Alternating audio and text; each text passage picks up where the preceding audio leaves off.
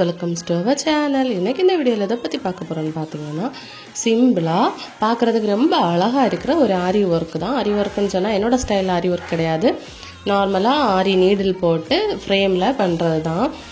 இந்த சாரியோட ப்ளவுஸ் பார்த்தீங்கன்னா சாரியும் ப்ளவுஸும் சேம் கலரில் தான் இருந்துச்சு. பட் அதில் இதே கலரில் இந்த பிங்க் கலரில் ஜரி ஒர்க்கு கொடுத்துருந்தாங்க. ஸோ அந்த பிங்க் கலரில் தான் இந்த ப்ளவுஸுக்கு நான் ஒர்க் பண்ண போகிறேன். நான் இந்த வச்சுருக்க இந்த ஜரி பார்த்தீங்கன்னா 15 ரூபாய்க்கு இப்போ கிடைக்கிது, 10 ரூபாய்க்கும் கிடைக்கிது.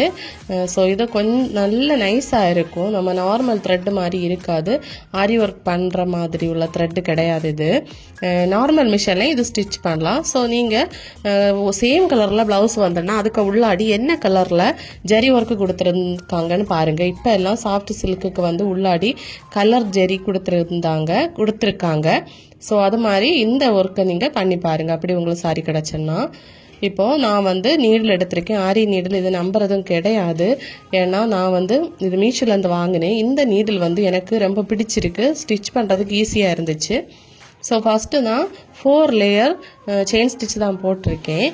இந்த நீடில் பார்த்தீங்கன்னா அதுக்கு எண்டில் பார்த்தீங்கன்னா நல்ல மைன்யூட்டாக ஷார்ப்பாக இருக்கும். அந்த நீடில் பார்த்தீங்கன்னா நம்ம துளிப் நீடில் பார்த்தீங்கன்னா அந்த முனை வந்து அது மழுங்கி இருக்கும், இது அப்படின்னா ஷார்ப்பாக இருக்கும். ஸோ நம்ம லைட்டாக குத்துனாலே போதும், ஈஸியாக சூப்பராக உள்ளாடி இன்செர்ட் ஆகும் கிளாத்தில். தென் ரிலீஸ் ஆகுறதும் அப்படி தான். த்ரெட்டை கோக்குற அந்த ஹூக் பார்த்தீங்கன்னா கொஞ்சம் பெருசாக இருக்கும், துளிப் நீடில் கம்மியாக இருக்கும்.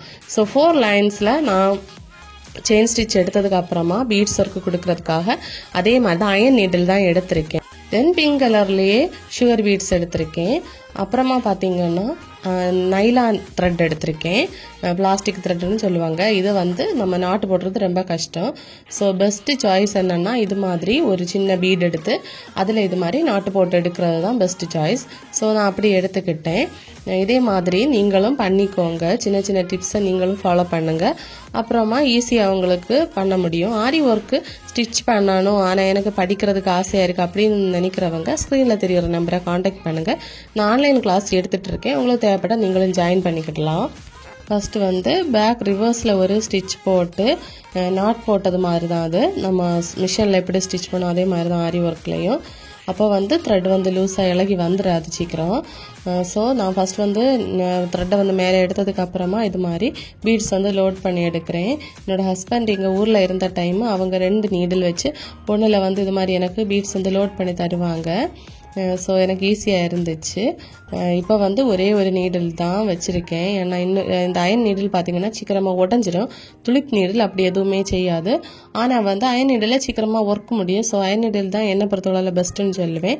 தென் அது பார்த்து வாங்குங்க, அந்த எண்டெல்லாம் நல்லா ஷார்ப்பாக இருந்தால் சூப்பராக நமக்கு த்ரெட்டு வந்து இந்த கிளாத்தோட த்ரெட்டு வந்து அந்த நீடில் வந்து இழுத்து வராது, இல்லைன்னா இழுத்து வந்துடும், சில டைம் அப்படி ஆகும்.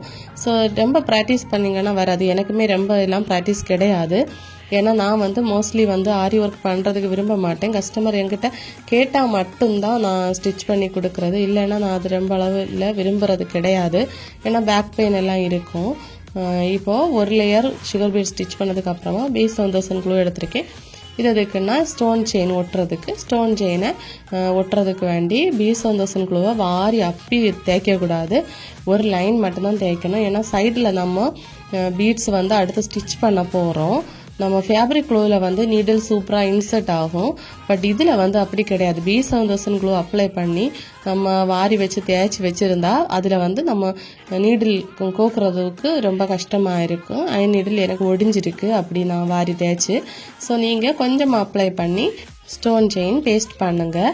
இந்த இடத்துல பேஸ்ட் பண்ணாமல் ஸ்டிச் பண்ணக்கூட செய்யலாம், பட் B1000 க்ளூ போட்டு ஒட்டுறப்போ ஸ்டோன் செயின் இலகாது, ரொம்ப ஸ்ட்ராங். ஸோ நான் வந்து ஒட்ட தான் செஞ்சுருக்கேன், கரெக்டாக ஒட்டியிருக்கேன். கிளாத்து கொஞ்சம் சுருங்கின மாதிரி இருக்குது, ஆனால் வீடியோவில் இருக்குது எனக்கு, ஆனால் அந்த பெரிய அளவில் தெரியலை. ஸோ அடுத்த லேயரும் ஒரு லேயர் நான் வந்து சுகர் பீட் வச்சு ஸ்டிச் பண்ணி பார்டரை ஃபினிஷ் பண்ணிவிட்டேன். பாருங்கள் சூப்பராக இருக்குது. தென் பார்டருக்கு அடுத்து பீட்ஸ் வச்சு புட்டா ஸ்டிச் பண்ணுறதுக்காக நம்பர் 5 க்ரீன் கலரில் பீட்ஸ் எடுத்திருக்கேன், சாரியோட கலரில் எடுத்திருக்கேன். இப்போது அதை வந்து லாக் பண்ணலாம். லாக் பண்ணதுக்கப்புறமா அதை சுற்றி சுகர் பீட்ஸ் வச்சு ஸ்டிச் பண்ணுறேன். நான் இப்போ ஒர்க் பண்ணுற இந்த எல்லா ஒர்க்குமே நீங்கள் நார்மல் நீடில் ட்ரை பண்ணலாம். ஃபஸ்ட்டு போட்ட செயின் ஸ்டிச்சை மிஷினில் அடிக்கலாம். தென் பார்த்தீங்கன்னா அடுத்த லேயர் சுகர் பீட்ஸ் கையாலேயே தைக்கலாம். ஃப்ரேமில் மாட்டியும் பண்ணலாம், இல்லைன்னா நீங்கள் ஃபுல்லாக ப்ளவுஸ் ஸ்டிச் பண்ணிவிட்டு கூட இந்த ஒர்க்கை பண்ணலாம்.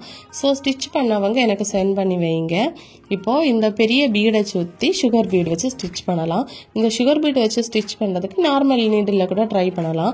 உங்களுக்கு செயின் ஸ்டிச் தெரிஞ்சாலே போதும். பீட்ஸ் லோட் பண்ணி ஸ்டிச் பண்ண தெரியாட்டி கூட செயின் ஸ்டிச் தெரிஞ்சாலே போதும்.